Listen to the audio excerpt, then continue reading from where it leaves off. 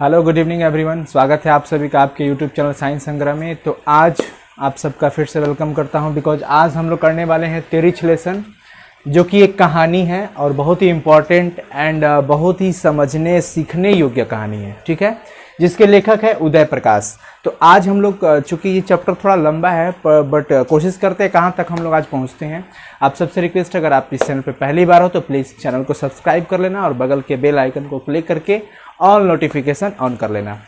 एक नोटिफिकेशन और देना चाहता हूँ कि अगर आप इससे पहले की वीडियोस और हिंदी के फिजिक्स केमिस्ट्री के कई सारे कोर्सेज देखना चाहते हैं तो वो प्लेलिस्ट में वीडियो है साइंस संग्रह यूट्यूब चैनल, मतलब या यूट्यूब पे सर्च कीजिएगा साइंस संग्रह, वो आ जाएगा।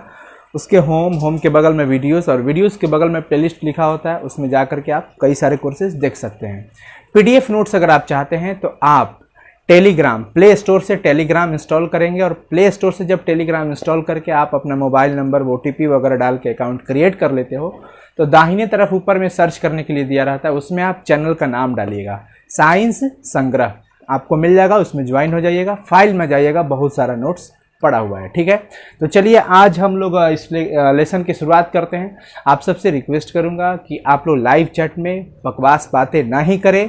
आप इस चीज़ को समझिएगा क्योंकि अब तक के जितने भी गद्य खंड हुए, गद्य खंड में सबसे ज़बरदस्त और कहीं ना कहीं बहुत ज़्यादा इंटरेस्टिंग और बहुत ज़्यादा हेल्पफुल सीखने योग्य चैप्टर है ये।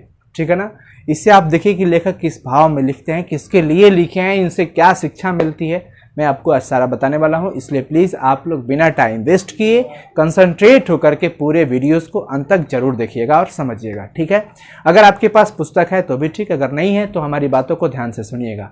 सबसे पहले हम बात करते हैं कि तिरिच शब्द का अर्थ क्या होता है। तिरिच, लेखक ने इसे तिरिच नाम क्यों दिया और लेखक ने ये चैप्टर किसके बारे में लिखा, क्या है ये। तो आप एक चीज़ समझो कि तिरिच एक कहानी है। क्या है? एक कहानी।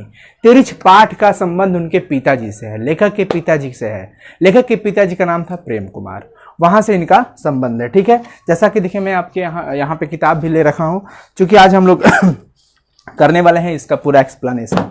ठीक है ना। तिरिच शब्द का अर्थ होता है एक जहरीला जंतु, जानवर, जो कि आप विषखापर कहते हैं। क्या कहते हैं? विषखापर, आपने देखा भी होगा।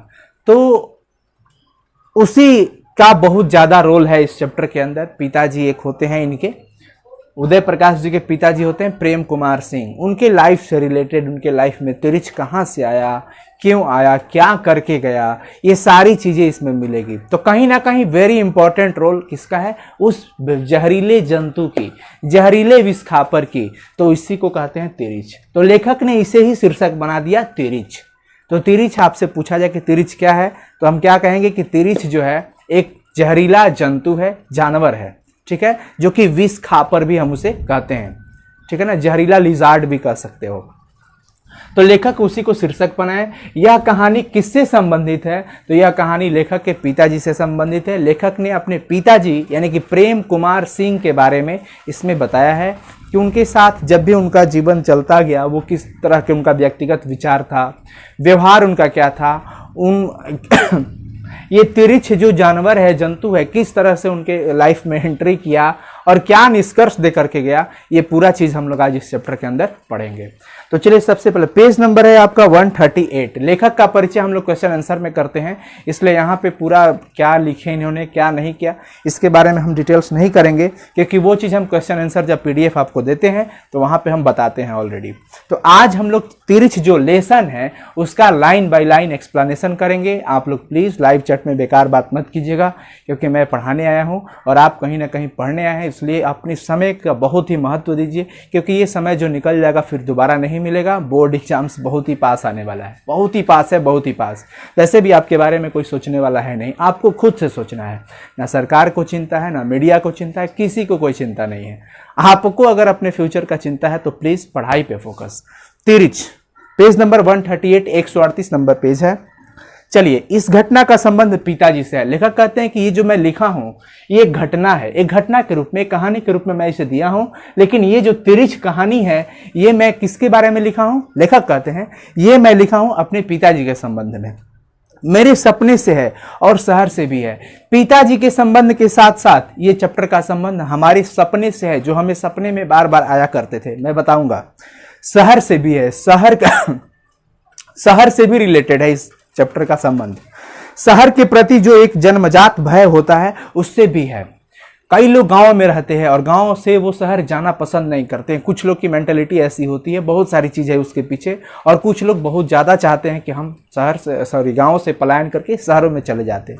लेकिन यहाँ पे एक बात लिखा गया है कि शहर के प्रति जो एक जन्मजात भय है, भय डर है, उसके वजह से भी, उससे भी संबंध है इस चैप्टर का। क्या संबंध है आगे मिलते जाएगा स्टेप बाय स्टेप। बड़ी ध्यान से सुनिएगा, लाइव चैट ऑफ कर दीजिए, स्क्रीन को फुल स्क्रीन मोड में कर लीजिए और चुपचाप सुनते रहिए मेरी बातों को।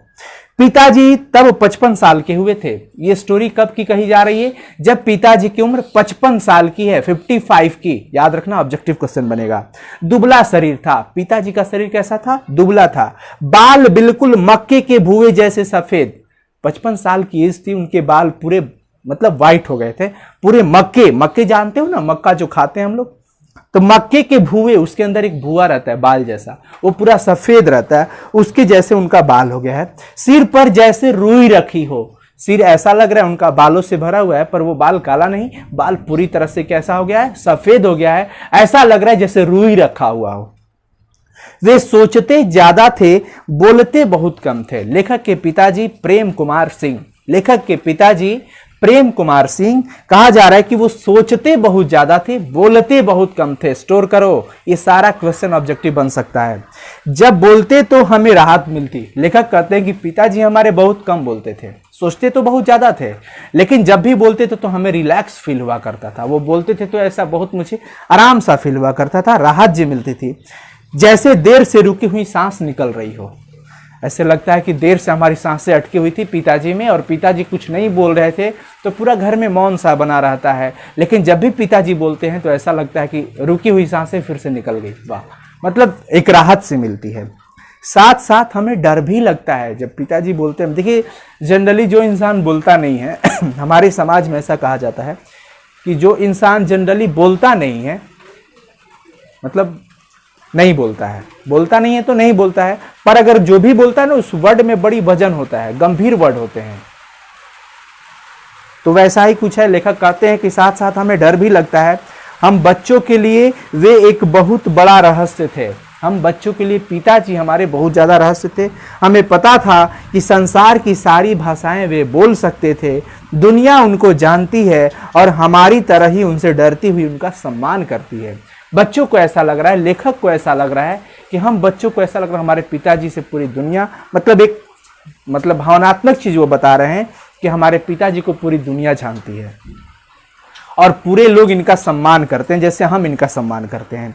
हमें उनकी संतान होने का गर्व था। लेखक कहते हैं कि हमें अपने पिताजी का पुत्र होने का, संतान होने का बहुत ज्यादा प्राउड था, गर्व था। हमें प्राउड फील हो रहा था कि हम इनके पिताजी हैं, सॉरी हमारे ये पिताजी हैं। समझ में आया? कभी कभी वैसे ऐसा सालों में एक आध बार ही होता, वे शाम को हमें अपने साथ टहलाने कहीं बाहर ले जाते थे। वो हमें हमेशा बाहर नहीं ले जाते थे, एक आध साल में एक बार कभी ऐसा मिल गया कि वो हम लोगों को लेकर के, यानी कि पिताजी इन बच्चों को, लेखक को और भी जो लोग थे उनको लेकर के बाहर टहलने के लिए निकला करते थे। हमेशा नहीं, कब? एक आध बार। कब? सालों में।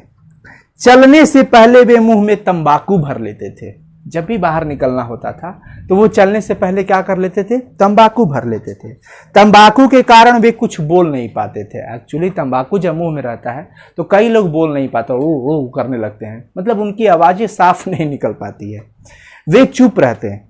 यह चुप्पी हमें बहुत गंभीर, गौरवशाली, आश्चर्यजनक और भारी भरकम लगती है।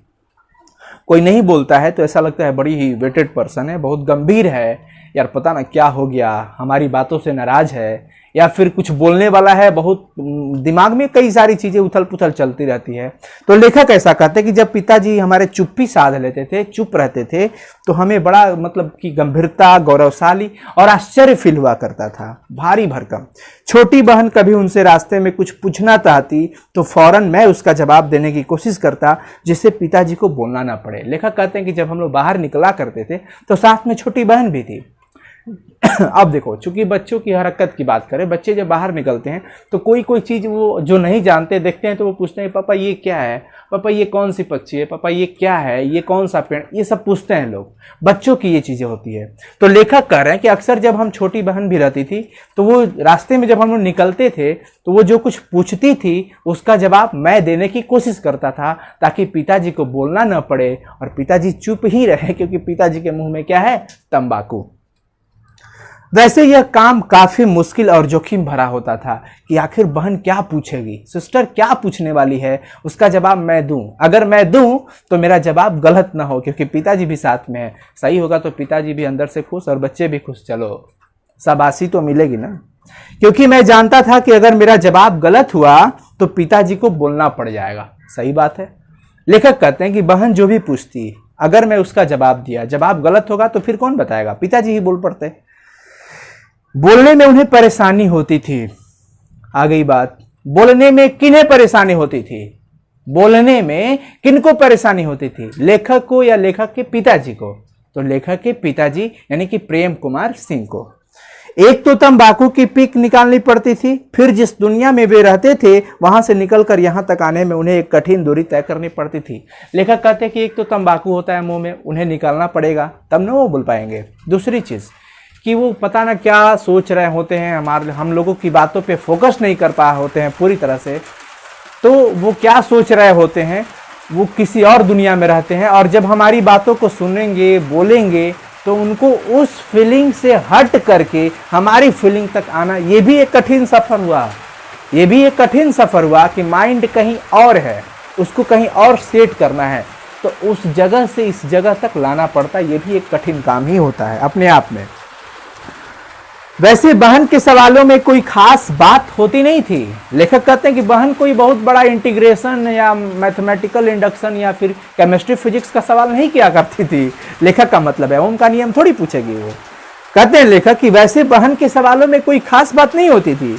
वो क्या पूछती थी, जैसे वह यही पूछ लेती थी कि सामने छिवले की सूखी टहनी पर बैठी उस चिड़िया को क्या कहते हैं।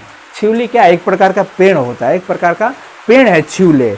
तो कहते हैं लेखक कि बहन हमारी कुछ ज्यादा वो भारी भरकम सवाल नहीं किया करती थी। वो बस ये पूछ लेती थी कि देखो ना, वो सामने वाला जो पेड़ दिखाई दे रहा है ना, उस पे वो जो पंछी बैठी हुई है वो कौन सी चिड़िया है बताओ, तो उसका नाम पूछना चाहती थी। मैं चूंकि सारी चिड़ियों को जानता था, लेखक कहते हैं कि मैं सारी चिड़ियों को जानता था, इसलिए बता सकता था कि वह नीलकंठ है और दशहरे के दिन उसे जरूर देखना चाहिए। किसे देखना चाहिए? नीलकंठ को। तो लेखक कहते हैं कि उसके सवालों का जवाब मैं दे देता था।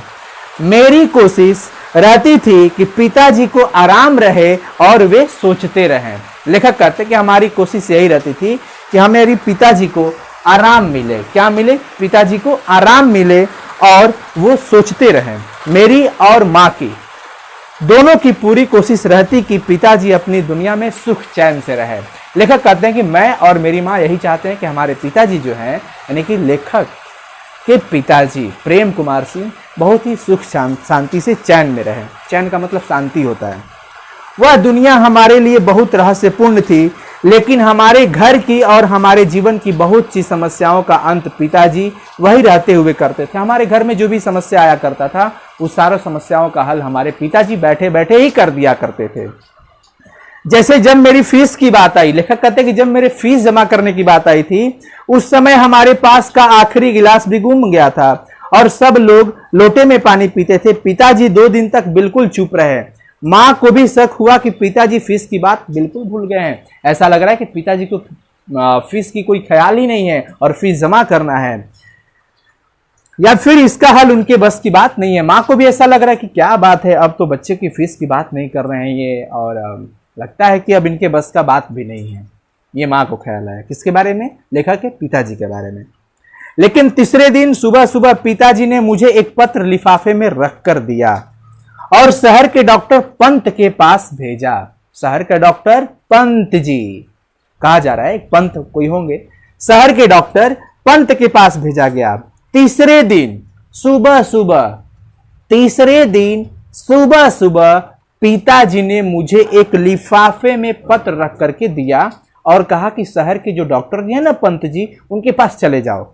मुझे बहुत आश्चर्य हुआ। कब? लेखक कह रहे हैं कि मुझे बहुत ही एकदम वंडरफुल फील हुआ, आश्चर्य हुआ जब डॉक्टर ने मुझे शरबत पिलाई। डॉक्टर ने लेखक को क्या पिलाई? शरबत। किनको? लेखक को।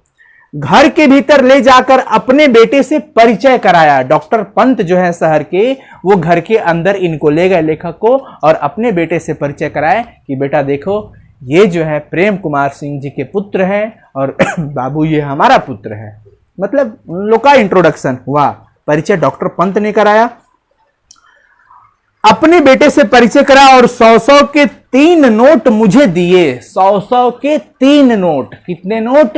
3 नोट। कौन दिया? डॉक्टर ने दिया। कब? जब वो पत्र लेकर के सुबह सुबह गए थे लेखक किसके पास? डॉक्टर पंत के पास। तो उनकी बड़ी इज्जत हुई, शरबत पिलाया गया, बेटे से उन्होंने अपना इंट्रोड्यूस कराया इनको और साथ ही साथ 3 100 के नोट निकाल करके लेखक को दे दिए। हम पिताजी पर गर्व करते थे। वैसे हर बच्चे अपने पिता पर बहुत प्राउड फील करते हैं। लव यू, प्यार करते थे, उनसे डरते भी थे और उनके होने का एहसास था जैसे हम किसी किले में रह रहे हो। एक सिंपल सी चीज है, जैसे हर एक बच्चा जब छोटा होता है या फिर बड़ा भी होता है तो माँ को वो अपना समझो सुरक्षा कवच समझ लेता है। कहीं से गलती करके आएगा, किसी को मार करके आएगा। छोटे बच्चे की अगर हम बात करें और अगर कोई उसे मतलब होता है ना कि पीछा करता है कि हम तुमको पीटेंगे, आओ, इधर दौड़ते हैं लोग, तो बच्चा क्या करता है? वो माँ को, माँ खड़ी होगी तो माँ का एक बहुत सी छोटा सा टुकड़ा आंचल का, छोटा सा टुकड़ा है बस कहने मात्र का, लेकिन उसमें पूरी दुनिया समाई होती है। वो आंचल पकड़ करके बस घूमते रहता है, बस मुंह छुपा लेता है ताकि बस हम बहुत सेफ्टी में हैं, हमें अब दुनिया की कोई ताकत कुछ नहीं कर सकती। उसी तरह से हर पिताजी अपने बेटे के लिए एक सुरक्षा कवच भी होते हैं। लेखक कहते हैं कि हमें अपने पिताजी पर बहुत ही ज्यादा प्राउड था, गर्व था, प्यार भी करते थे और डरते भी थे उनसे। देखिए उनके होने का ऐसा फीलिंग हम लोग को हो रहा था जैसे मानो कि हम लोग किले में रह रहे हैं, बहुत बड़ा किला में रह रहे हैं। ऐसा किला जिनके चारों ओर गहरी नहरें खुदी हुई हो। वाह, एकदम सोचो कि एकदम फीलिंग कितनी शानदार है उनकी। बुर्जे बहुत ऊंची हो, वो मंडप ऊपर की, किले के ऊपर के मंडप को बुर्जे कहते हैं। दीवारें सख्त लाल चट्टानों की बनी हुई हो और हर बाहर हमले के सामने हमारा किला अभेद हो। लेखक कहते हैं हम लोग बहुत ही शानदार किले के अंदर हैं। पिताजी के रहने से ऐसा लग रहा है कि हम लोग बहुत बड़े किले में हैं, हमें बाहर की कोई शक्तियां कुछ नहीं कर सकती। अगर बाहर से कोई शक्ति चला भी रहा है तो हमारा जो चारदीवारी है ना, वो अभेद है, उसको कोई भेदित नहीं कर सकता, वो बाहर ही रह जाएगा, क्योंकि हमारे साथ हमारे पिताजी हैं। दुनिया की सबसे बड़ी ताकत है। पिताजी एक खूब मजबूत किला थे, पिल्लर थे, किला कहा जा रहा है। पिल्लर यहाँ पे दूसरा चीज है, लेकिन मैं अपने भाव में बता रहा हूँ कि हर लड़के के लिए उनके पिताजी एकदम ये होते हैं, स्तंभ होते हैं। तो उसी तरह से लेखक कहते हैं कि पिताजी एक बहुत खूब मजबूत किला थे। उनके परकोटे पर हम सब कुछ भूल कर खेलते थे। उनके परकोटे पर सब कुछ हम लोग भूल करके खेलते थे। वो लंबी दीवारें हुआ करती थी, दौड़ते भी थे और रात में खूब गहरी नींद मुझे आती थी। कौन कह रहा है ऐसी बातें? कौन कह रहा है? लेखक कह रहे हैं। कौन कह रहा है? लेखक। चलो जी आगे की ओर चलते हैं। लेकिन उस दिन शाम को जब पिताजी बाहर से टहल कर आए तो उनके टखने में पट्टी बंधी थी। टखने मतलब वो पैर का हिस्सा होता है, उसमें कहा जा रहा है कि पट्टी बंधी थी। थोड़ी देर में गांव के कई लोग वहां आ गए। पता चला कि पिताजी को जंगल में तिरिछ ने काट लिया है। हाँ जी, कह रहे हैं लेखक कि शाम को ऐसा हुआ, पूरे मतलब कि भीड़ लगी हुई है ना। थोड़ी देर में गांव के कई लोग वहां आ गए, भीड़ लगी हुई है। पता चला कि पिताजी को जंगल में तिरिछ विस्खापर जहरीला लिजार्ड ने काट लिया है। पता चला लेखक को कि पिताजी को क्या काट लिया है? तिरिछ ने काट लिया है। वही शीर्षक है, तिरिछ विस्खापर जहरीला लिजार्ड। हम सब जानते थे कि तिरिछ को काटने पर आदमी बच ही नहीं सकता। जैसे नजर मिल गया ना तो वो दौड़ जाता है, पीछा करने लगता है, पीछे पड़ जाता है। उससे बचने के लिए कभी सीधे नहीं भागना चाहिए। थानू बताता है कि तिरिछ से बचना है अगर तो सीधे मत भागो। उसके लिए तरीका बताता है कि टेढ़ा मेढ़ा चलकर टेढ़ा मेढ़ा चक्कर काटते हुए गोल मोल दौड़ना चाहिए। ऐसे दौड़ो जैसे सीधा ना हो, टेढ़ा मेढ़ा हो जाओ। दरअसल जब आदमी भागता है तो जमीन पर वह सिर्फ अपने पैरों के निशान को ही नहीं छोड़ता, बल्कि हर निशान के साथ वहां की धूल में अपनी गंध भी छोड़ जाता है। बात सही है, इंसान जब चलता है तो पैर के तो निशान बनते ही हैं, पर पैर के निशान के अलावा कहा जा रहा है कि उसका धूल का सुगंध भी होता है। तिरिछ इसी गंध के सहारे दौड़ता है। तिरिछ वहां पे गंध फील करता है और उसी गंध के सहारे वो आगे की ओर बढ़ता है। थानू ने बतलाया कि तिरिछ को चकमा देने के लिए आदमी को यह करना चाहिए कि पहले तो वह बिल्कुल पास कदम रखकर जल्दी जल्दी कुछ दूर दौड़े और फिर 4-5 बार खूब लंबी छलांग दे। थानू बताता है कि देखो ऐसे चलना चाहिए जैसे शुरू वाला कदम बहुत पास रखो, लेकिन उसके बाद फिर लंबी छलांग मारो, जैसे कि एक कदम के बाद अगले कदम का पता करते वक्त तिरिछ गड़बड़ा जाए, चकमा में हो जाए कि अगला कदम है कहाँ, ये तो कदम बड़ी पास थे। तो वो खूब शुरू में तेजी से चलेगा तिरिछ, लेकिन कुछ ही देर के बाद तिरिछ जो होता है वो क्या करता है, कुछ ही देर के बाद वो गड़बड़ा जाएगा, कंफ्यूज हो जाएगा कि अगला कदम है कहाँ।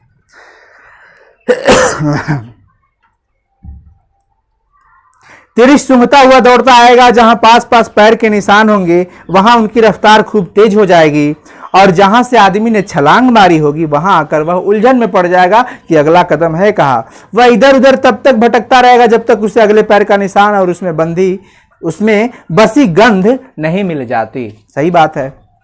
हमें तिरिछ के बारे में 2 बातें और पता थी। लेखक कहते हैं कि हमें तिरिछ के बारे में 2 बातें और पता थी। एक तो यह कि जैसे ही वह आदमी को काटता है वैसे ही वह वहां से भागकर किसी जगह पेशाब करता है और उस पेशाब में लौट जाता है। लेखक कहते हैं कि जब भी तिरिछ किसी इंसान को काटता है तो काटने के बाद वो वहां से कहीं जाता है भागकर और वहां पे पेशाब कर देता है और उसके बाद उस पेशाब में वो लौट जाता है। अगर तिरिछ ने ऐसा कर लिया तो आदमी बच नहीं सकता। ये पहचान है। तिरिछ जब किसी इंसान को काट दिया, यानी वो विस्खापर अगर काट दिया और काटने के बाद वो कहीं पास में जा करके वो पेशाब करता है और उसमें लौट जाता है, अगर वो ऐसा कर दिया तो जिसको वो काट दिया ना वो इंसान बच नहीं सकता। अगर उसे बचना है तो तिरिछ के पेशाब में लौटने के पहले ही खुद किसी नदी या कुएं या तालाब में डुबकी लगा लेनी चाहिए, या फिर तिरिछ के ऐसा करने के पहले ही उसे मार देना चाहिए। अगर तिरिछ काट दिया और बचना है तो उसके पेशाब में उसे लौटने से पहले आप किसी कुएं नदी तालाब में नहा लीजिए, डुबकी लगा लीजिए, या फिर उसे ही मार डालिए कि ऐसा करने से पहले ही। दूसरी बात यह कि तिरिछ काटने के लिए तभी दौड़ता है जब उससे नजर टकरा जाए। तिरिछ कब दौड़ता है काटने के लिए? जब उसके नजर में हमारी नजर मिल जाती है तब। अगर तिरिछ को देखो तो उससे कभी आंख मत मिलाओ। आंख मिलते ही वह आदमी की गंध पहचान लेता है और फिर पीछे लग जाता है। फिर तो आदमी चाहे पूरी पृथ्वी का चक्कर लगा ले, तिरिछ पीछे पीछे आता है। लेखक कहते हैं कि जब भी आप तिरिछ को देखो तो उससे आंख मत मिलाओ। अगर आंख मिला लोगे तो आंख मिलाते ही तिरिछ इंसान की सुगंध को पहचान लेता है और फिर पीछे पीछे दौड़ जाता है। आप दुनिया में कहीं भी रहोगे वो आपका पीछा करता रहेगा। लेखक ऐसी बात बता रहे हैं। मैं भी तमाम बच्चों की तरह उस समय तिरिछ से बहुत डरता था। लेखक कहते हैं कि जैसे सारे बच्चे तिरिछ से डरते हैं, मैं भी तो बच्चा ही था। उसी हिसाब से, उसी अनुसार जैसे सारे बच्चे डरते हैं तिरिछ से, वैसे मैं भी डरता था। मेरे दुःस्वप्न का मतलब होता है बुरे सपने। मेरे बुरे सपने के सबसे खतरनाक पात्र 2 ही थे। लेखक कहते हैं कि जब मैं सपना देखता था ना तो मेरे बुरे सपने जो आते थे उनमें 2 खतरनाक रोल एक्टिंग किया करते थे। 2 लोग थे। कौन? एक थे हाथी और दूसरा तिरिछ। एक हाथी थे बुरे सपने का पात्र और एक तिरिछ। हाथी तो फिर भी दौड़ता दौड़ता थक जाता था और मैं पेड़ पर चढ़कर बच जाता था। ये सपने की बात है। लेखक कहते हैं कि जब सपने में मुझे हाथी पीछा करता है तो वो तो दौड़ते दौड़ते थक जाता था, पर मैं पेड़ पे चढ़कर बच जाता था या फिर उड़ने लगता था सपने में ही। लेकिन तिरिछ उसके सामने तो मैं किसी इंद्रजाल में बन जाता था। कहते हैं लेखक कि लेकिन तिरिछ उसके सामने तो मैं किसी इंद्रजाल में बंध जाता था, उससे बच नहीं पाता था। मैं सपनों में कहीं जा रहा होता तो अचानक ही किसी जगह वह मिल जाता था। कौन? तिरिछ। सपने में ही लेखक कहीं जा रहे होते। ये सारा चीज सपने का है। जो अभी मैं पैराग्राफ पढ़ा रहा हूं ये सपने वाली पैराग्राफ है। ड्रीम, जो लेखक के सपने आ रहे हैं उसमें। टुंग टुंग यहाँ पे कहीं से चलो ठीक है, छोड़ो ये सब। हाँ आगे चलते हैं। अचानक ही किसी जगह वह मिल जाता था, उसकी जगह तय नहीं होती थी कि तिरिछ कहाँ रहेगा, कहीं भी रह सकता है। कोई जरूरी नहीं था कि वह चट्टानों की दरार में हो, पुरानी इमारत के पिछवाड़े में हो या किसी झाड़ी के पास दिखे, वह मुझे कहीं भी दिख जाता था। बाजार में भी, सिनेमा हॉल में भी, किसी दुकान में भी, किसी कमरे में भी, कहीं पे भी नजर आ जाता था। कौन कह रहा है? लेखक। किसके बारे में? तिरिछ के बारे में। मैं सपने में कोशिश करता था कि उससे नजर न मिलने पाए, लेकिन वह इतनी परिचित आंखों से मुझे देखता कि मैं अपने आप को रोक नहीं पाता था। लेखक कहते हैं कि मैं तो नहीं चाहता था कि मैं उससे आंख मिलाऊं, पर वो पता ना अजीब ढंग से मुझे देखता था कि मुझे ताकना पड़ जाता था, मुझे देखना पड़ जाता था और नजर मिल ही जाती थी। मैं अपने आप को रोक नहीं पाता था और फिर वह दौड़ता था और मैं भागता था। जब नजर मिल गई, नजर से नजर मिली, जब नजर से मिली तो क्या हुआ? क्या हुआ?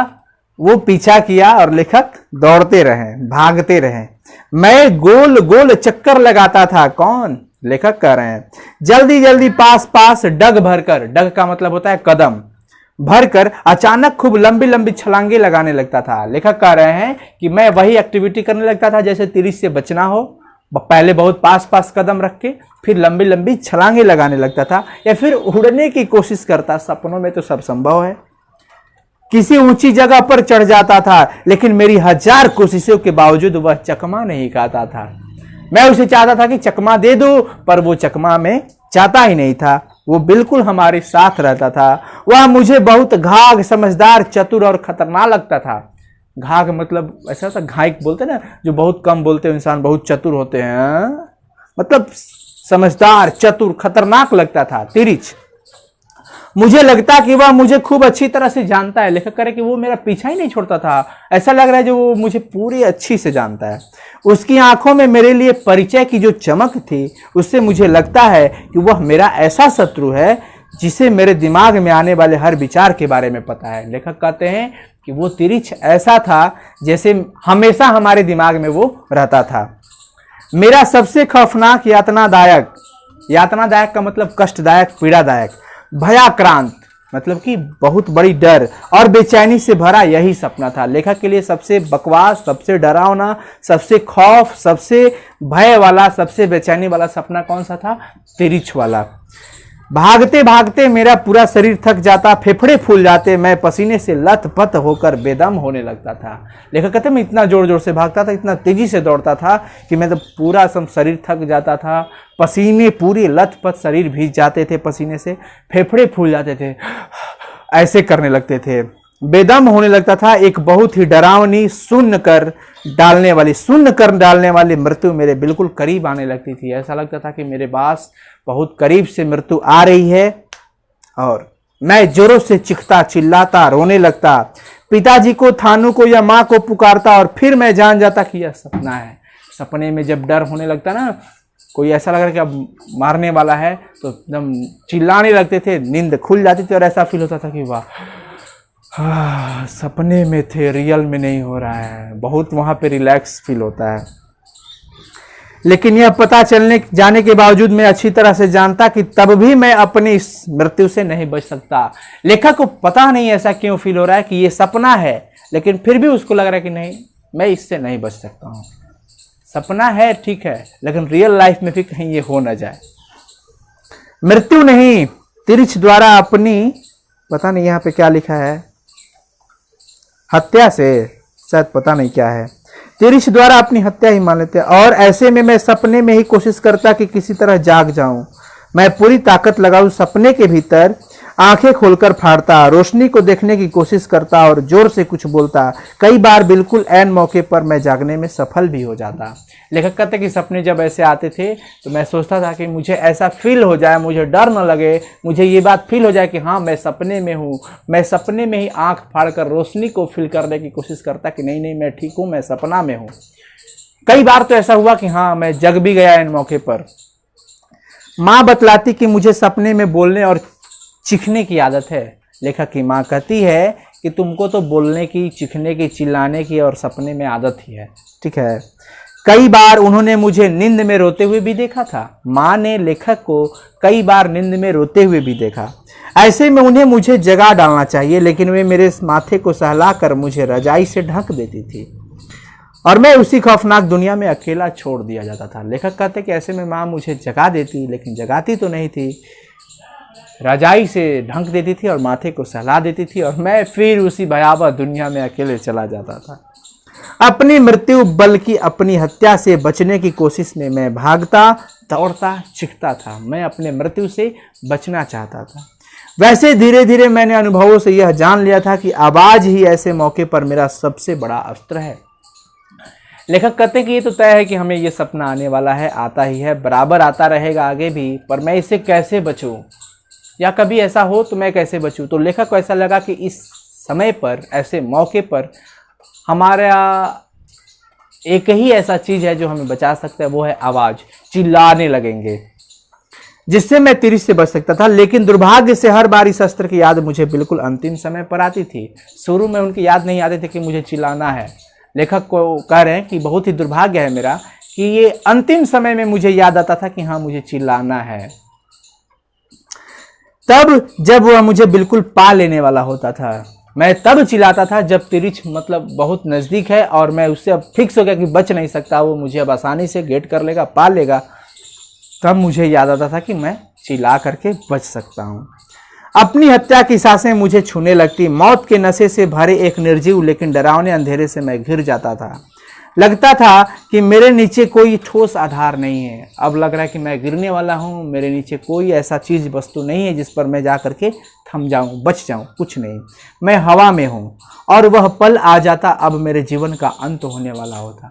लेखक कह रहे कि सपने में मैं इतना मतलब बेकार तरीके से भिड़ जाता हूँ, वो आ करके मेरे को इतना दौड़ाता है, भगाता है, मैं भागता हूँ, दौड़ता हूँ, थक जाता हूँ, चीखता हूँ, चिल्लाता हूँ, पर मुझे ऐसा लगता था कि मैं हवा में हूँ। अब किसी पल मैं वहाँ से गिरने वाला हूँ, मेरे नीचे कोई ऐसी वस्तु नहीं जिस पर मैं बचूं, मैं मर ही जाऊँगा। लेखक को ऐसा फील हो रहा है।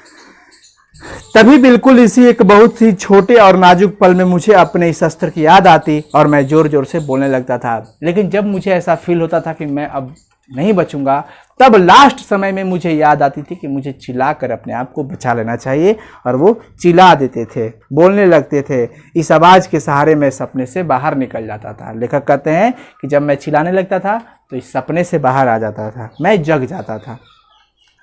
कई बार माँ मुझसे पूछती भी कि मुझे क्या हो गया था। पूछती क्यों, क्या हो गया था, रात को इतना चिल्ला रहा था, क्या बात है। कौन पूछती? माँ पूछती थी। तब मेरे पास इतनी भाषा नहीं थी कि मैं उन्हें सब कुछ एक एक चीज करके अच्छी तरह बता पाता, उसी तरह बता पाता। लेखक कहते कि जब माँ मुझसे पूछती है तो मेरे पास शब्द नहीं थे, मेरे पास आइडियाज नहीं थे कि मैं कैसे माँ को बताऊं कि माँ मेरे साथ सपने में ऐसे ऐसे हुआ था। वो अंत में यही कहकर निकल जाते थे। अपनी असमर्थता के कारण वो बाद में यही कह देते थे कि देखो बहुत डरावना सपना था माँ, बस बहुत डरावना था, बस इतना ही कह देते थे। जाने क्यों मुझे शक था कि पिताजी को उसी तिरिच ने काटा था। लेखक कह रहे हैं कि पता नहीं मुझे क्यों ऐसा डाउट हो रहा है कि मेरे पिताजी को उसी तिरिच ने न काटा है। भाई उसी तिरिच ने ही काट लिया है, ऐसा लगता है, जिसे मैं पहचानता था और जो मेरे सपने में आता था। लेखक कह रहे हैं कैसा लग रहा है कि वही तिरिच जो मेरे सपने में आ रहा है, जो मुझे जानता है, वही तिरिच हमारे पिताजी को भी काट लिया है। लेकिन एक अच्छी बात यह हुई कि जैसे ही वह तिरिच पिताजी को काट कर भागा, पिताजी ने उसका पीछा करके उसके मार डाला था। लेखक कह रहे हैं कि बड़ी गुड न्यूज यह है कि वो पेशाब करके लोटा नहीं था, उसमें लोटपोट नहीं हुआ था तिरिच। जैसे ही वो तिरिच पिताजी को काटा था, पिताजी ने उसका पीछा करके उसी को मार डाला था। लेखक कह रहे हैं अब पर आगे देखिए अभी क्या क्या कंडीशन आने वाली है। इसी तरह से लिसन करते रहिए, सुनिए, समझिए। समझ में आ रहा है ना? एक बार आप लोग लाइव चैट में, अभी मैं बोल रहा हूँ चैट करने के लिए, तो वैसे तो कई लोग लगे भी हुए हैं, कोई बात नहीं। अभी एक बार आप लोग लाइव चैट में लिख देंगे कि हाँ आपको समझ में आ रहा है या नहीं, ताकि मुझे सेटिस्फैक्शन हो जाएगा। ठीक है, smile emoji, please send me smile emoji. देखते हैं कितने लोग स्माइल इमोजी अभी सेंड कर रहे हैं। अभी के अभी आप लोग स्माइल इमोजी सेंड कीजिए, ताकि मुझे लगे कि हाँ आपको पूरी अच्छी से ये चीज़ें समझ में आ रही है। चलो भेजते रहो, मैं आगे निकल रहा हूँ। चलो जी, एकदम लगे रहो सब।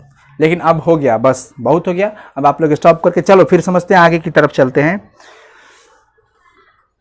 तय था कि अगर वे फौरन उसे नहीं मार पाते तो वो पेशाब करके उसमें जरूर लौट जाता। लेखक करे कि वाह, पिताजी ने तो उसे मार दिया था, लेकिन अगर नहीं मारते ना तो सोच लो कि वह पक्का पेशाब करके क्या कर देता, उसमें लौट जाता, फिर पिताजी किसी हाल में नहीं बचते। यही वजह थी कि पिताजी को लेकर मुझे उनकी चिंता नहीं रह गई थी। लेखक कह रहे हैं कि मुझे ये चीज़ अब थोड़ा सा भी संदेह नहीं था कि पिताजी अब नहीं बचेंगे, ऐसा सा डाउट नहीं था, क्योंकि पिताजी ने उसे मार दिया था। फिर पिताजी किसी हाल में न बचते, यही वजह थी कि पिताजी को लेकर मुझे उनकी चिंता नहीं रह गई थी, बल्कि एक तरह की राहत और मुक्ति की खुशी मेरे भीतर धीरे धीरे पैदा हो रही थी। लेखक कहते हैं हमारे अंदर रिलैक्स फील हो रहा था, एकदम राहत सा था। कारण एक तो यही कि पिताजी ने तिरिश को तुरंत मार डाला था। लेखक कहते हैं कि हमारे अंदर खुशी की लहर इसलिए दौड़ रही थी, उसके कारण क्या थे? कारण यही थे, पहले कारण कि लेखक ने उस तिरिश को लेखक के पिताजी ने तिरिश को तुरंत मार डाला था, और दूसरा यह कि मेरा सबसे खतरनाक पुराना परिचित शत्रु आखिरकार मर चुका था। लेखक को ऐसा फील हो रहा है कि वही तिरिश जो हमारे सपने में आता था वही हमारे पिताजी को काटा था। तो अगर ऐसा है तो चलो, एक तो खुशी उस बात की है कि पिताजी को वो काटा और पिताजी ने उसे मार डाला, तो पिताजी बच गए। दूसरी खुशी मुझे इस बात की है कि वो तिरिछ मुझे सपने में बार बार आकर के मुझे डराता था, सताता था, दौड़ाता था, भगाता था, चीखने के लिए, चिल्लाने के लिए, रोने के लिए मजबूर करता था। अब से उससे मैं मुक्ति में आ गया, वो अब मर गया। आखिरकार मेरा पुराना शत्रु, परिचित शत्रु मर ही गया और मुझे उससे मुक्ति मिल गई। कौन कह रहा है? लेखक। तो लेखक को इन दो बातों की खुशी थी। लेखक कहते कि अब मैं सपने के भीतर कहीं भी जा सकता हूं, बिना किसी डर के सीटी बजाते हुए जा सकता हूं, घूम सकता हूं, कोई नहीं रोक सकता, क्योंकि मेरे सपने में सबसे पहले तिरिछ आया करता था, जो कि बहुत ही डराता था मुझे। पर अब तो मैं खुश हूं। क्यों? क्योंकि अब तो उसे पिताजी ने मार डाला है। उस रात देर तक हमारे आंगन में भीड़ रह गई। क्यों? क्योंकि पिताजी को तिरिश ने काटा था। वही लालटेन की रोशनी में पूरे गांव के लोग आए हुए थे। पिताजी जमीन पर नीचे पड़े हुए थे। पिताजी की झाड़ फूंक चलती रही। कांटे के जख्म को चीर कर खून भी बाहर निकाला गया। जहां वो काटा था वहां से चीर दिया गया था, चीर फाड़ करके उसको खून भी निकाल दिया गया था ताकि जहर निकल जाए। कुएं में डालने वाली लाल दवा जो होती है ना, पोटेशियम परमैंगनेट, वो भी पिताजी के जख्म पर, जहां पर तिरिछ ने काटा था, वहां पर पोटेशियम परमैंगनेट केमिकल होता है, KMNO4 केमिस्ट्री के अंदर आपने पढ़ा है, पोटेशियम परमैंगनेट, जो कि कुएं में डाला जाता है। और वो दवाइयां भी पिताजी को जहां पे तिरिछ काटा था ना, उस जख्म पे लगाया गया था। मैं बिल्कुल निश्चिंत था। लेखक कहते हैं अगली सुबह पिताजी को शहर जाना था। अगली सुबह पिताजी को कहां जाना था? शहर जाना था। अदालत में पेशी थी, तारीख थी, पिताजी को वहां पे उपस्थित होना था। उनके नाम सम्मन भी आया था। हमारे गांव से लगभग 2 किलोमीटर दूर निकलने वाली सड़क से शहर के लिए बसें गुजरती थी। उनकी संख्या दिन भर में मुश्किल से 2 या 3 थी। गनीमत थी कि पिताजी जैसे ही सड़क तक पहुंचे, शहर जाने वाला पास के गांव का एक ट्रैक्टर उन्हें मिल गया था। सबसे बड़ी बात यह थी कि पिताजी जैसे ही सड़क तक पहुंचे थे, शहर जाने वाला पास के गांव का एक ट्रैक्टर उन्हें मिल गया था। ट्रैक्टर में बैठे हुए लोग पहचान के थे। लेखक कहते हैं कि पिताजी जब वहां ट्रैक्टर में बैठे थे तो जो ट्रैक्टर में लोग भी थे ना, उनके पिताजी से जान पहचान थी। ट्रैक्टर 2-2.5 घंटे में शहर पहुंच जाने वाला था, यानी अदालत खुलने से काफी पहले ही वहां पहुंच जाते पिताजी। रास्ते में तिरिछ वाली बात चली। वैसे भी जनरली लोग गाड़ी पे बैठे हुए थे ट्रैक्टर पे, तो बातचीत चलने लगी तिरिछ वाली भी। पिताजी ने अपना टखना उन लोगों को दिखलाया जहां पे तिरिछ काटा था, वो पिताजी ने भाग दिखाया उनको। ट्रैक्टर में पंडित राम अवतार भी थे। ट्रैक्टर में पंडित राम अवतार भी थे। उन्होंने बतलाया कि तिरिछ के जहर की एक खासियत यह भी है कि कभी कभी यह 24 घंटे बाद, ठीक उसी वक्त जिस वक्त पिछले दिन तिरिछ काटता है, अपना असर दिखाता है। एक डर फिर हो गया। राम अवतार बताते हैं कि देखिए, तिरिछ का एक और भी पहचान है, उस मतलब खासियत है जहर की, कि कभी कभी तो ये ऐसा होता है कि जब आज जैसे मान लो कि अभी रात को 10 बजे काट दिया, तो अगले 24 घंटा के बाद भी वो असर अपना दिखा सकता है। इसलिए अभी पिताजी को निश्चिंत नहीं होना चाहिए। ट्रैक्टर के लोगों ने पिताजी का ध्यान एक और बड़ी गलती की ओर खींचा, क्योंकि अब तो गलती एक और सामने आने लगी। कौन सी गलती? देखिए, उनका कहना था, ट्रैक्टर के लोगों का कहना था कि पिताजी ने ठीक किया कि तिरिच को उसी समय में मार दिया, फौरन मतलब उसी वक्त मार डाला। लेकिन इसके बाद भी तिरिच को छोड़ना नहीं चाहिए था, उसे कम से कम जला देना चाहिए था। ट्रैक्टर के लोगों ने बताया इन प्रेम कुमार सिंह से, लेखक के पिताजी से, कि देखिए आपने एक गलती कर दिया, आपने तिरिच को मार डाला, वो बहुत अच्छी काम किया, लेकिन उसे जब मार डाले तो उसी वक्त जला भी देना चाहिए था। उन लोगों का कहना था कि बहुत से कीड़े मकोड़े और जीव जंतु रात में चंद्रमा की रोशनी में दोबारा जी उठते हैं। सही बात है। ट्रैक्टर में बैठे लोग पिताजी से बता रहे हैं कि देखिए ऐसा भी होता है कि कभी कभी रात को जो कीड़े मकोड़े या फिर जो जीव जंतु होते हैं ना, वो रात में जो चंद्रमा की रोशनी आती है उसमें दोबारा जी जाते हैं। वो चांदनी में जो ओस और शीत गिरती है ना, वो उसमें अमृत की तरह हो जाती है। और कई बार ऐसा देखा गया है कि जिस सांप को मरा हुआ समझकर रात में कहीं फेंक दिया जाता है, उसका शरीर चांद की शीत में भींग कर दोबारा जी उठता है। ट्रैक्टर के लोगों ने लेखक के पिताजी से ये बात बताया। फिर वह हमेशा बदला लेने की ताक में रहता है। अगर वो जी गया तो फिर वो हमेशा बदले की आग में घूमता फिरता है और उस इंसान को ढूंढते रहता है। ट्रैक्टर के लोगों को शक था कि कहीं ऐसा न हो कि रात में जी उठने के बाद तिरिच पेशाब करके उसमें लौट आए। ट्रैक्टर के लोगों ने बताया कि अगर वो तिरिच इस चांदनी रात की ओस से शीत से अगर फिर जी गया, जिंदा होने के बाद कहीं अगर पेशाब करके उसमें लौट गया तो फिर गड़बड़ हो जाएगा। ऐसा हुआ तो 24 घंटे बीतते बीतते ठीक उसी घड़ी के आने पर तिरिच का जानलेवा जहर पिताजी पर चढ़ना शुरू हो जाएगा। भयावह चीज है। देखो बहुत कितना मतलब केंद्रित करने वाला टॉपिक चल रहा है, सब कंसंट्रेट होकर के सुनो। उन लोगों ने सलाह भी दिया कि पिताजी को वहीं से वापस लौट आना चाहिए, क्योंकि पिताजी तो शहर जा रहे थे। अगर वो ऐसा हो गया कि वो तिरिच जिंदा हो गया रात की चांदनी की ओस में और पेशाब करके लौट गया होगा, तो फिर समझो कि पिताजी पर उसका जहर चढ़ना शुरू हो जाएगा और कहीं ऐसा ना हो कि पिताजी हमारे हाथों से निकल जाए। ट्रैक्टर के लोगों ने ऐसा सलाह दिया कि देखिए आपको यहीं से घर चले जाना चाहिए, आप शहर मत जाइए। फिर आगे देखिए क्या होता है। लेकिन पिताजी ने उन्हें बताया नहीं, उन लोगों ने सलाह भी दी कि पिताजी को वहीं से वापस लौट जाना चाहिए और अगर संजोग से उस तिरिच की लाश उसी जगह पड़ी हुई हो तो उसे अच्छी तरह जलाकर राख कर देनी चाहिए। लेखक के पिताजी को ट्रैक्टर के लोगों ने ऐसा सलाह दी कि आप यहीं से चले जाओ घर और जा करके जहां आप तिरिच को मारे थे ना, वहां पर जा करके देखना कि अगर वो लाश है तो उसे अच्छी तरह से जला देना। लेकिन पिताजी ने उन्हें बताया कि पेशी कितनी जरूरी थी, अदालत में जाना भी जरूरी था, उपस्थिति था, तारीख थी, यह तीसरा संबंध था, तीसरी तारीख थी। अगर इस बार भी वे अदालत में हाजिर न हुए तो गैर जमानती वारंट निकलने का डर था लेखक के पिताजी के नाम पर। मतलब दोनों इंपॉर्टेंट, इधर जान जोखिम में है और इधर अदालत में जाना भी बहुत जरूरी है। नहीं जाए तो वारंट जारी हो जाएगा हमारे नाम का, और इधर नहीं जा रहे हैं तो कहीं अगर ऐसा हो गया कि वो तिरिच जिंदा हो जाए तो भी हमारी जान को खतरा है। ऐसा भ्रम नहीं, ऐसे डर में कौन पड़ा हुआ है? लेखक के पिताजी प्रेम कुमार सिंह। आगे देखते हैं बच्चा लोग क्या होता है। पेशी भी जो थी ना वो कोर्ट में हमारे मकान को लेकर थी जिसमें हमारा परिवार रह रहा था। लेखक कहते हैं कि वो जो अदालत में उपस्थिति तारीख थी ना, वो हमारे मकान को लेकर ही थी, उस किले को लेकर थी जिसमें हम लोग रहते थे। वकील को पिछले 2 बार की पेशी में फीस भी नहीं दी जा सकी थी। कहीं अगर उसने लापरवाही दिखला दी तो और जज सनक गया तो हमारी कुड़की डिक्री भी करवा सकता था। लेखक कहते हैं कि पिताजी ने भाई जो वकील था उसको पिछले 2 बार की तारीख में 2 बार की पेशी में उसको रोकड़ा नहीं दिया था, उसकी फीस नहीं दी थी।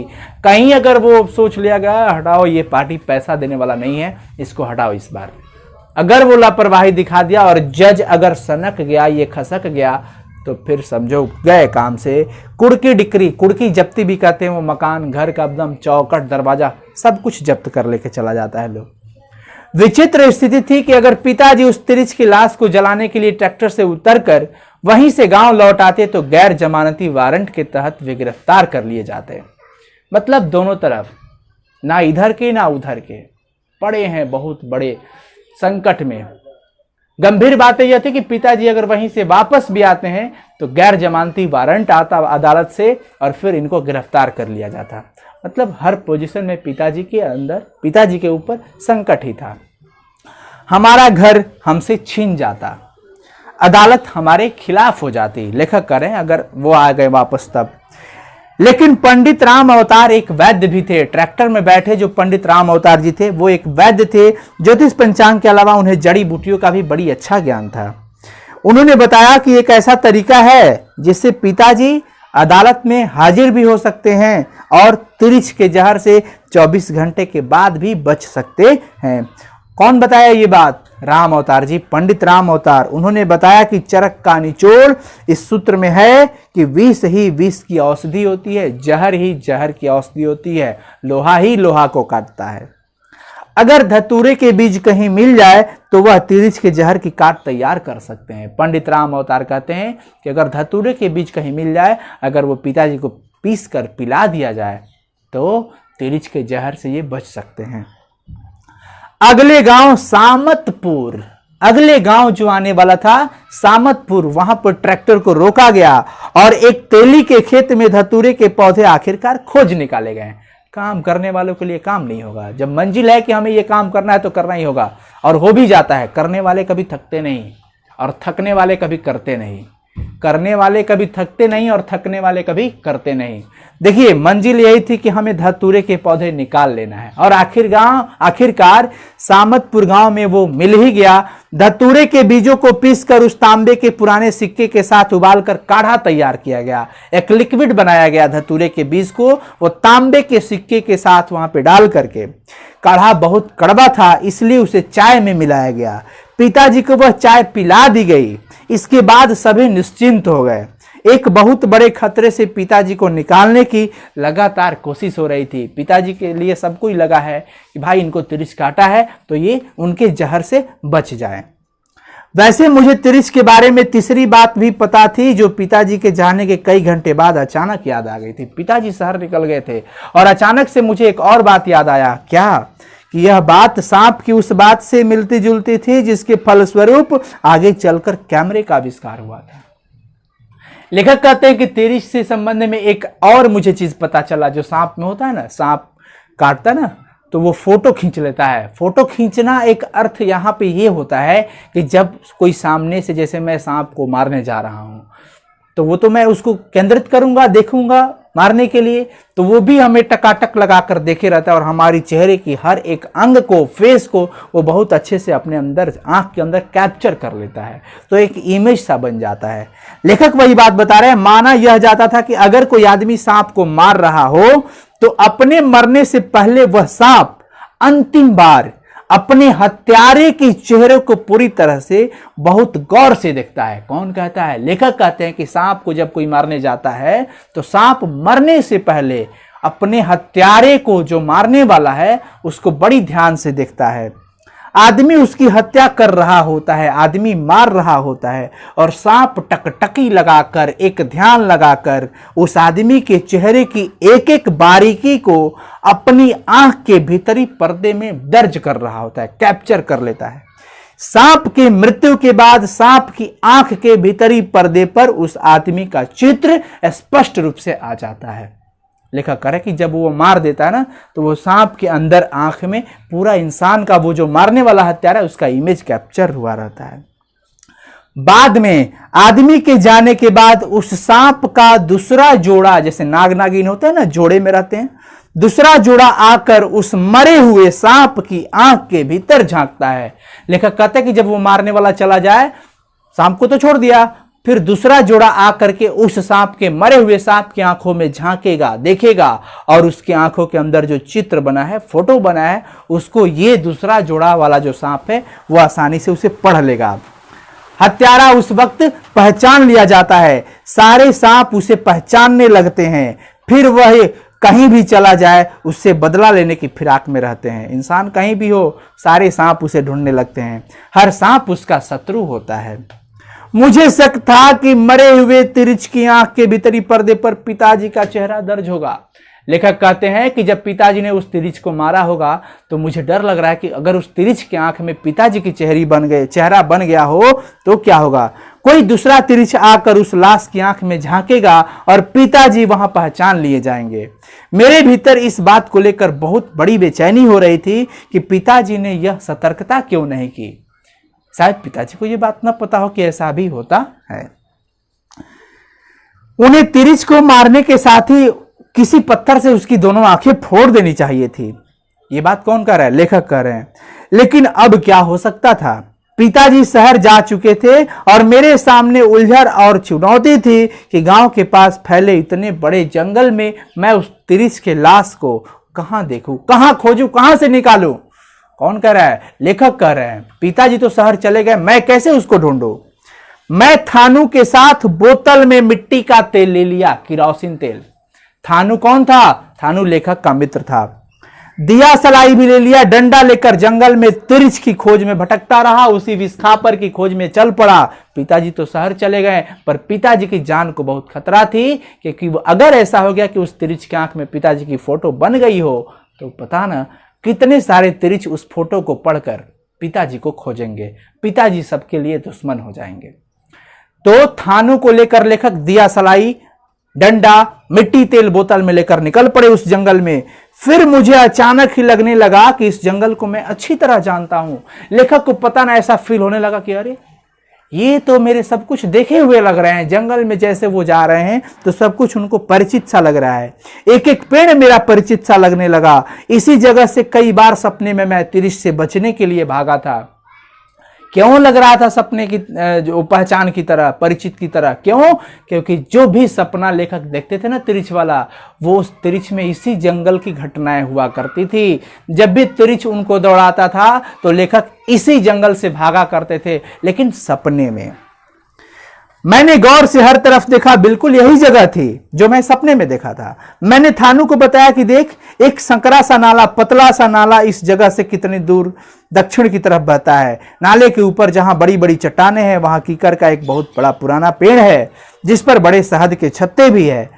बड़े शहद के छत्ते हैं कीकर के पेड़ पर। उन्हें देखकर लगता है कि वे कई शताब्दियों पुराने हैं। मैं उस भूरे रंग की चट्टान को जानता था जो बरसात भर नाले की पानी में आधी डूबी रहती थी और बारिश के बीतने के बाद जब बाहर निकलती थी तो उसकी खोहों में कीचड़ भर जाती थी और अजब अजब वनस्पतियां वहां से उगाती थी। मतलब लेखक थानू को ये सारा चीज बता रहे कि देखो हम लोग आगे जाएंगे ना तो वहां ऐसे ऐसे चीज मिलेंगे। और सच यही हुआ। चट्टान के ऊपर हरी काई की एक परत सी जम जाती थी। इसी चट्टान की सबसे ऊपर वाली दरार में तिरिच रहता था। थानू इस बात को मेरी कल्पना मान रहा था। थानू कहा कि भाई चलो, तुमको क्या पता। वो कल्पना सा मान रहा था, लेकिन ये सच था। देखो आगे मिल गया कि लेकिन बहुत जल्द हमें वो नाला भी मिल गया, कीकर का वो बूढ़ा पेड़ भी मिल गया जिस पर शहद के छत्ते थे, और वो चट्टान भी मिल गया जहां पर तिरिच रहता था। क्यों लेखक को ऐसा लग रहा था परिचय सा? क्योंकि लेखक सपने में इसी जंगल को देखे थे, जहां पे वो तिरिच इनको पीछा करता है। तिरिच की लाश चट्टान से जरा हटकर जमीन पर घास के ऊपर चित पड़ी हुई थी। तिरिच की लाश वहां पे पड़ी हुई थी चट्टान से हटकर घास पर। बिल्कुल यह वही तिरिच था। मेरे भीतर हिंसा और उत्तेजना और खुशी की एक सनसनी दौड़ रही थी। वही तिरिच था जो इन्हें सपने में परेशान कर रहा था। लेखक कल्पना भी किए थे कि लगता है कि शायद यही तिरिच हमारे पिताजी को काटा है, और वही काटा था। थानू ने और मैंने सूखे पत्ते और लकड़ियां इकट्ठे की। लेखक कहते कि थानू और मैं सूखे लकड़ी और पत्तियां इकट्ठा कर लिए, खूब सारा मिट्टी का तेल उसमें डाला और उसमें आग लगा दी, क्योंकि जलाने गए थे ना। तिरिच उसमें जल रहा था। उसके जलने की चिरायंध गंध हवा में फैल रही थी। मेरा मन जोर से चिल्लाने को हुआ, लेकिन मैं डरा कि कहीं मैं जाग न जाऊं और यह सब कुछ सपना न साबित हो जाए। मैंने थानू की ओर देखा, वह रो रहा था। वह मेरा बहुत अच्छा दोस्त था। यहीं पर लेखक कहते हैं कि थानू मेरा बहुत अच्छा दोस्त था। तो मैं इसलिए बात वो पहले आपको बता दिया था ताकि आपको थानू को लेकर के कोई कंफ्यूजन न हो। मेरे सपने में इसी जगह से निकलकर उस तिरिच ने कई बार मेरा पीछा करना शुरू किया था। लेखक कहते हैं कि मेरे सपने में वो तिरिच इसी जगह से निकला था बार बार। आश्चर्य था कि इतने लंबे असरे के से उसके अड्डे की इतनी अच्छी तरह से जानने के बावजूद कभी दिन में आकर मैंने उसे मारने की कोई कोशिश न की थी। मैं आज बेतहासा खुश था। बेतहासा, बेतहासा का मतलब होता है बहुत अधिक। लेखक कहते हैं कि मैं उसे जलाकर आज बहुत खुश हूं, क्योंकि अब वो मुझे सपने में भी न डराएगा, और जला भी दिया तो पिताजी की अब कोई डर नहीं। पंडित राम अवतार ने बतलाया था कि ट्रैक्टर ने 9:45 बजे के लगभग शहर का चुंगी नाका पार किया था। पंडित राम अवतार बताते हैं कि ट्रैक्टर 9:45 बजे के लगभग शहर का चुंगी नाका एक जगह हुआ, वो पार किया था। वहां उन्हें नाके का टोल टैक्स चुकाने के लिए कुछ देर रुकना भी पड़ा था। टोल टैक्स देना पड़ता है ना। वहां पर पिताजी ट्रैक्टर से उतरकर पेशाब करने गए थे। लौटने पर उन्होंने बताया कि उनका सिर कुछ घूम रहा था। जब लेखक के पिताजी पेशाब करके आए तो ट्रैक्टर के लोगों से उन्होंने बताया, पंडित राम अवतार बता रहे कि उन्होंने मुझसे बताया था कि उनका सिर कुछ घूम रहा है। तब तक पिताजी को धतूरे का काढ़ा पिए तकरीबन 1.5 घंटा हो चुका था। पिताजी 1.5 घंटा पहले काढ़ा पी चुके थे धतूरे का। 1.5 घंटे के बाद वो जब पेशाब करने के लिए उतरे थे और उधर से आए तो वो बताया कि मेरा सिर घूम रहा है। ट्रैक्टर ने पिताजी को शहर में 10:05 के आसपास छोड़ दिया था। 10:05 के आसपास शहर में छोड़ दिया था। ट्रैक्टर में ही बैठे पलड़ा गांव के मास्टर नंदलाल का कहना था कि जब शहर में मिनरवा टाकीज के पास वाले चौराहे पर पिताजी को ट्रैक्टर से उतारा गया तब उन्होंने शिकायत की थी कि उनका गला कुछ सूख रहा है। देखिए, पंडित राम अवतार बताते हैं कि सिर घूमने की बात पिताजी ने बताई, और फिर कुछ देर के बाद वहां शहर में उतरने के बाद बताया जा रहा है कि पिताजी, वो लेखक जो टीचर हैं, मास्टर नंदलाल का कहना था कि वो जब उतरे थे चौराहे पर तो पिताजी बताए थे कि उनका गला भी सूख रहा है। वे थोड़ा परेशान भी थे क्योंकि अदालत जाने का रास्ता उन्हें मालूम भी नहीं था। लेखक के पिताजी को अदालत का रास्ता मालूम नहीं था और शहर के लोगों से पूछ कर कहीं जाने में उन्हें बड़ी तकलीफ होता था। पूछ कर कहीं जाने में उनको कष्ट हो रहा था।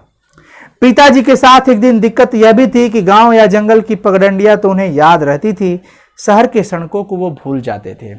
गांव के हर चीज उन्हें याद रहते थे, पर शहर के सड़कों को वो आसानी से भूल जाते थे। कौन? पिताजी। शहर वे बहुत कम जाते थे, जाना ही पड़े तो अंतिम समय तक वे टालते रहते थे। शहर जाने की जब बात आती थी तो पिताजी टाल देते थे, मतलब जाना पसंद नहीं करते थे। तब तक जब तक जाना बिल्कुल ही जरूरी ना हो जाए, वो टालते रहते थे। कब तक? जब तक कि ऐसा ना फील हो कि अब जाना बहुत जरूरी है, तब ही वो जाते थे। कई बार तो ऐसा भी हुआ कि पिताजी सारा सामान लेकर शहर के लिए रवाना हुए और बस अड्डे से लौट आए। वो उनका मतलब शहर से कोई ज्यादा लगाव नहीं था, शहर वो जाना पसंद नहीं करते थे। कई बार ऐसा हुआ कि सामान वगैरह लेकर के निकले और बस अड्डे से वापस भी आ गए। बहाना यह कि बस छूट गई, और घर पे आकर के ये बहाना करते थे कि बस छूट गई, क्या करे। जबकि हम सब जानते थे कि ऐसा नहीं हुआ होगा। लेखक के परिवार कहते हैं, लेखक भी कहते हैं कि हम लोग सब कोई जानता था ये बात कि ऐसा नहीं हुआ होगा, बस नहीं होगा। पिताजी को तो जाने का मन ही नहीं रहता है, इसलिए वो वापस आ गए होंगे। पिताजी ने बस को देखा होगा, फिर वे कहीं बैठ गए होंगे पेशाब करने या पान खाने। फिर उन्होंने देखा होगा कि बस छूट रही है, उन्होंने जरा सा और इंतजार किया होगा। जब बस ने रफ्तार पकड़ ली होगी तब वे कुछ दूर तक दौड़े होंगे, रुको रुको रुको रुको ऐसे किए होंगे। फिर उनके कदम धीमे पड़ गए होंगे क्योंकि बस तो आगे निकल गई। अफसोस और गुस्सा दिखाए होंगे और फिर लौट आए होंगे, ऐसा कल्पना किया जा रहा है। ऐसा करते हुए स्वयं भी लगा होगा कि बस सचमुच छूट गई। ऐसे में जबकि हम मान चुके होते कि वे शहर जा चुके हैं और ये लोग जान गए होते कि हाँ वो तो शहर अब चले गए, और वे लौट कर आ जाते और हमें चकित कर देते, आश्चर्य, पापा आप आ गए, आप तो शहर गए थे ना। अरे क्या करे गए थे, लेकिन बस स्टैंड से आ गया। क्यों? बस ही छूट गई तो क्या करे। सबको अब लगा कि ओहो इनका तो जाने का मन ही नहीं है। ट्रैक्टर से मिनरवा टाकीज के पास वाले चौराहे पर सिंधवाच कंपनी के ठीक सामने लगभग 10:07 पर उतरने के बाद से लेकर शाम के 6 बजे तक पिताजी के साथ शहर में जो कुछ भी हुआ उनका सिर्फ एक धुंधला सा अनुमान ही लगाया जा सकता है। अब यहाँ से इमोशनल स्टोरीज, वही सारा चीज तिरिछ वाला। लेखक कह रहे हैं कि शहर में जब पिताजी वही 10:05 पे जब उतरे तो उस सुबह से लेकर के शाम 6 बजे तक पिताजी के साथ शहर में जो कुछ भी हुआ उनका एग्जैक्ट तो नहीं पता, बस एक धुंधला सा अनुमान लगाया जा सकता है। यह जानकारी भी कुछ लोगों से बातचीत और पूछताछ के बाद भी मिली है कि उनके साथ क्या क्या हुआ, वह तो किसी ने कुछ लोगों से पूछकर ही पता चला। किसी की भी मृत्यु के बाद अगर वह मृत्यु आकस्मिक और अस्वाभाविक ढंग से हुई हो, ऐसी जानकारियां मिल ही जाती है। अगर कोई इंसिडेंट या फिर एक्सीडेंट हो जाए रास्ते में, तो कुछ ना कुछ उससे संबंधित जानकारियां मिल ही जाती है कि हाँ, इनकी एक्सीडेंट कैसे हुई, कैसे क्या हुआ, सब कुछ पता चल ही जाता है।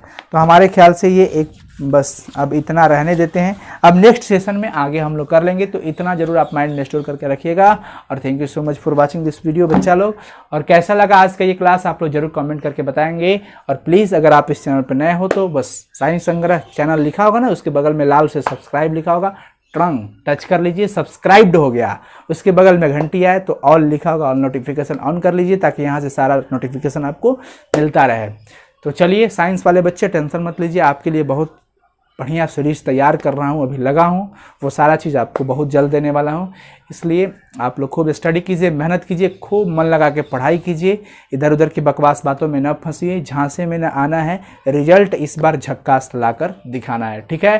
तो आप लोग खूब मेहनत करो, और प्लीज़ वीडियो अच्छा लगा हो तो इसे शेयर कीजिए अपने फ्रेंड्स के साथ, ताकि हर घर में शिक्षा को पहुँचा देना है। और इस मुहिम को सफल बनाने में हमारे साथ आपकी सहायता बहुत ज़रूरत है, और कहीं ना कहीं आप बहुत हमें हेल्प कर रहे हो। किस लिए?